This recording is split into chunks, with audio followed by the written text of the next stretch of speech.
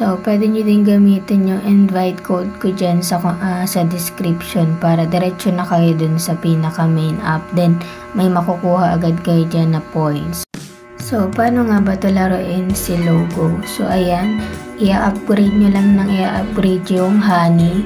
So, ayan, kapag na-upgrade nyo na, then, antay lang kayo ng 1 minutes or 2 minutes dito. Depende dun sa accelerating dito.